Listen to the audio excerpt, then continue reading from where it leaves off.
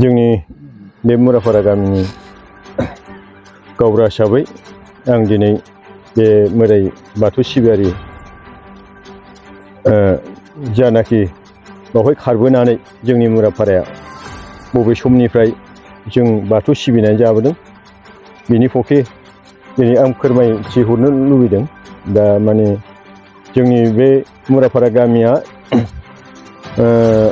1988आव बावहाय जों खारबोनानै गिबि रायजो जाजेनफैनानै जों कमिटि गठन खालामनाय जादों।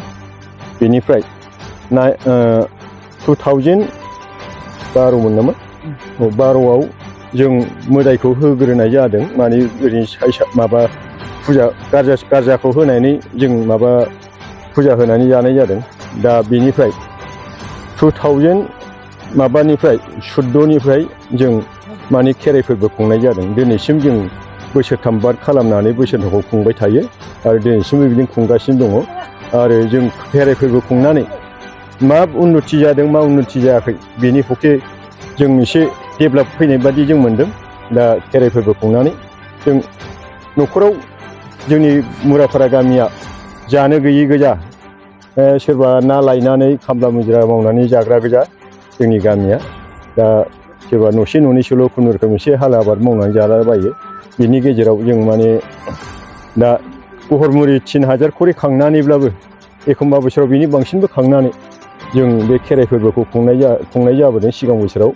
दा एसे खमाव फैबाय, एसे खेराइ फोरबो खुङै खुङै एसे उन्नतियाव फैदों। ओमफ्राय न'खराबो एसे डेभेलप जाबोनाय मोनदों जोङो।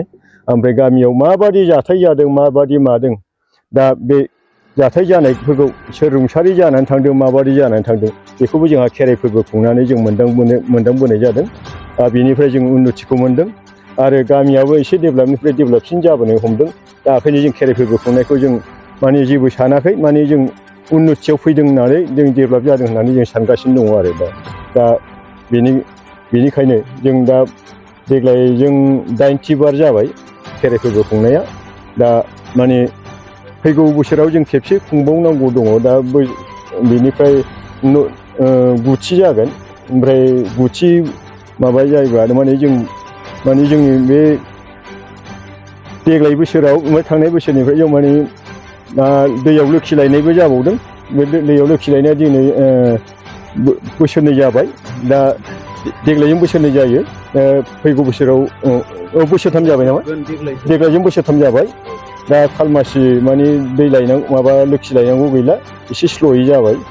गिबि समावथ' जों माने बे खेराइ फोरबो खुंनाया जों सिगाङाव माने 34,000जोंनो जों सिगाङाव खरसा खम जादोंमोन नालाय, दाउसा फारौनि दामा खम जादोंमोन।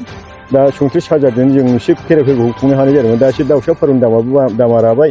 ओमफ्राय बे खाम दामग्रा देग्रा गासिनो अजा दौसिनिनि दामाबो राबाय। दा एल मोनसेनि एसे अभाराव थायो खोमा। दा बेबादि जानानै दं आरो दा जोंनि खेराइ फोरबो खुंनाया। औ, नोंथांमोना जे खेराइ फोरबो खालामो, खेराइ फोरबोखौ माब्लासिम खुंगोन ना देग्लायनो माने देग्लाय लास्ट नङा, माने फैगौ बोसोराव जों खुंबावगोन। ओमफ्राय बेनिफ्राय 3 बोसोरखौ दोनथ'नानै माने जों आरो 3 बोसोरनि उनाव जों खुंफिनबावगोन। आरो जों बे जेसे खेराइ फोरबो खुङो जों एसे डेभेलप माने गामिया डेभेलप जानाय बायदि जों मोननायखाय जों खेराइ फोरबो खुंनायखौ जेबो गाज्रि सानाखै। माने जों खुंगासिनो खुंगोन। बिदिनो 3 बोसोर बार खालामनानै 3 बोसोराव खुंबाय थानाय जागोन आरो बेबायदि। औ, माने जों माने बेफोरजोंनो एसे डेभेलप जानाय बायदि जों गामिनि माने मोजां गाज्रिखौ जों मोनदांगासिनो दङ। माने साबसिननिफ्राय साबसिन प्रम'सनाव फैदों बादि जों मोनदों आरो। औ, दा जोंनि नैबे मुराफारा खुंग्रिं एरिया बा खुंग्रिं हालामनि सिङाव थानाय मोनसे गामि आरो। दा बे मुराफारा गामिया खेराइ दिनैबो खेराइगोन। दा बे दिनैबो खेराइनायनि गेजेरावनो जोङो माखासे हाबाफारि लाबोनाय जादों। दा बे हाबाफारिखौनो जोङो मालाबाबो बावनाय नङा। माने दहाय माखासे गामिनिनो मानगोनां गावबुरा बिथाङा बुंलांखांबाय। माने बोसोरथाम जोङो खेरायो, बिनिफ्राय बोसोरथाम थानानै आरो इयुन बोसोर बेवहाय जों खेरायहैफिननाय जागोन। माने मथे दा जोंनि नैबे खेराइ फुजाया गोगोमैनो खरसा थांनाय जायो आरो थांनायालाय माने बोलि बाथौ धोरोम हिसाबै जोङो बाहाय गोगोमैनो खरसा थांनाय जायो। दा बिनि गेजेरावनो जोङो गामिनिफ्राय आइ आफानिफ्राय जोङो एसे एनै माने थाखा फैसा खांलायलायनानै दुखु खस्थ' खालामलायनानै गामिनिफ्राय जोंनि गामियाबो दासान्दि खेराइदोंब्लाबो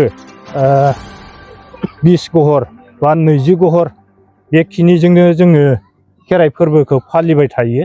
आरो जोङो इयुनाव जोंनि गामिया देरोबाबो बा बारायबाबो बारायाबाबो जोङो बोलि बाथौ खेराइ फोरबोखौ जोङो जेब्लाबो फालिलांबाय थागोन।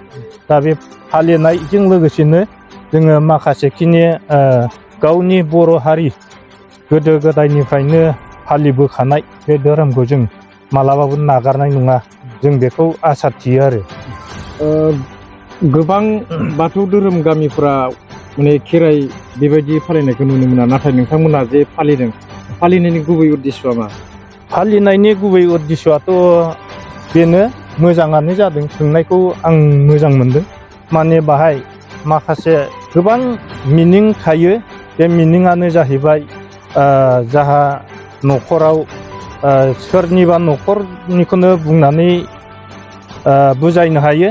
माने बाहाय बोलि बाथौआ फुजा फोरबन होयो, खुलुमो। दा बेफ्राव मा धोरोमनि जादों मा धोरोमनि जायाखै, सोरनिबा फुजिनाया जायो सोरनिबा फुजिनाया जाया। दा बिनि गेजेराव जोङो खेराइ फोरबो खालामोब्ला बेखौ जोङो थने थने जों देवसिनिगिरिनिफ्राय जोङो माखासे रिजाल्टखौ मोननो हायो।